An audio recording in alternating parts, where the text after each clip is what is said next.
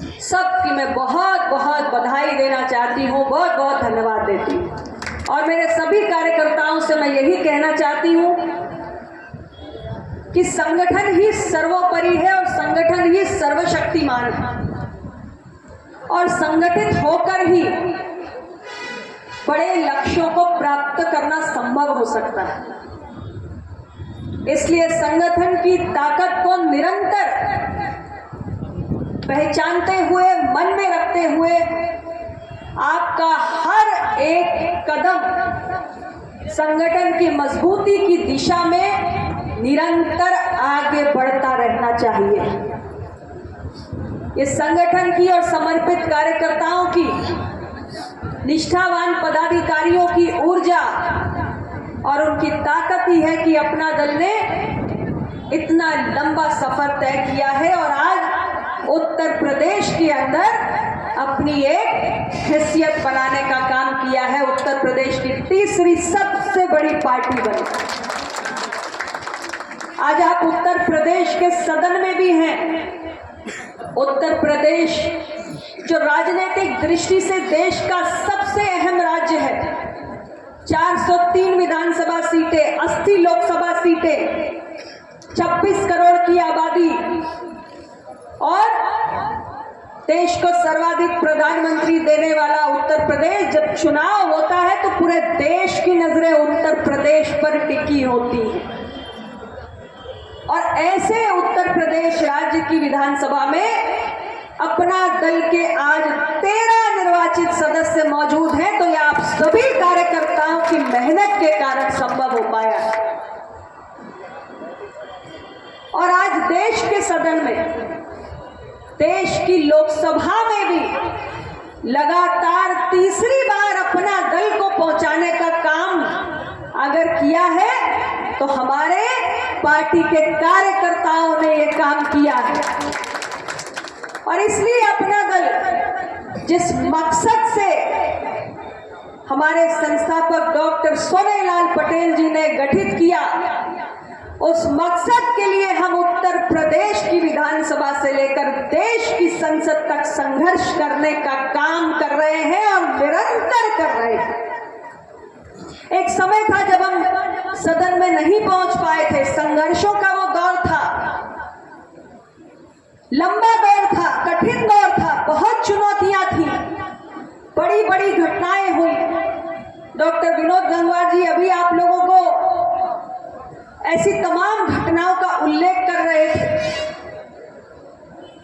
बहुत सारे साथियों ने, जिन्होंने उस दौर को जिया है, वो आज भी हमारे साथ हैं, आज भी हमारे साथ हैं। और मैं मानती हूं कि उस दौर में जिन लोगों ने अपना खून पसीना बहाने का काम किया, लाठी डंडे खाने का काम किया और निरंतर संघर्ष किया, उनके त्याग, तपस्या, बलिदानों के कारण आज अपना दल इन ऊंचाइयों पर है।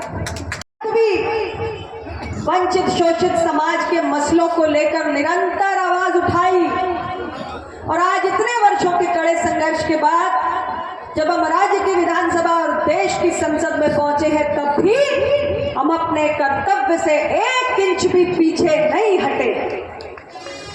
और आप सब जानते हैं कि अपना दल निरंतर पिछड़े, वंचित, शोषित समाज के हक की लड़ाई लड़ने का काम करता है। हम सड़क पर हो, हम विपक्ष में हो या हम सत्ता पक्ष में हो, हमारी कर्तव्य परायणता में कभी कोई अंतर नहीं आया है, चाहे हम किसी भी स्थिति या परिस्थिति में खड़े हो। निरंतर हमने जब भी हमारे पिछड़ा दलित समाज के हक अधिकार की कोई भी बात आई तो हमने खुलकर मुखरता से अपने विषय को रखा और उन विषयों को आप लोग तमाम टीवी, मीडिया, अखबारों के माध्यम से और हमारे कार्यकर्ताओं के माध्यम से जानते और समझते हैं। अपना दल निरंतर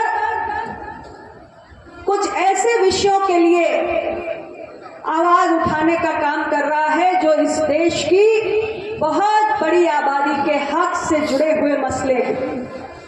हम लगातार देश के अंदर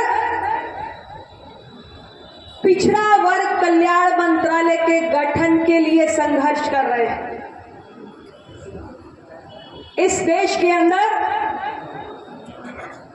जब और भी ऐतिहासिक फैसले करने का काम करेंगे, मैं आपको सावधान करने आई हूं कि आपके हक की बात करने वाले इन बहरूपियों की बातों में आप एक बार आ गए, लेकिन दोबारा नहीं आना है। आप ठंडे दिमाग से बैठकर सोचना कि आपने जब इनको शासन सत्ता सौंपी तब आपके हक में इन्होंने कितने फैसले लेने का काम किया है, और तुलना करना कि हमारी सरकार ने कितने फैसले लेने का काम किया है। बहुत सारे फैसलों की चर्चा विनोद जी कर रहे थे। मैं आप सभी से यही कहना चाहती हूं कि आप सब खुले दिमाग से सोचें कि आपका हक, अधिकार, सम्मान कहां सुरक्षित है, और उसके हिसाब से ही आप फैसला करें।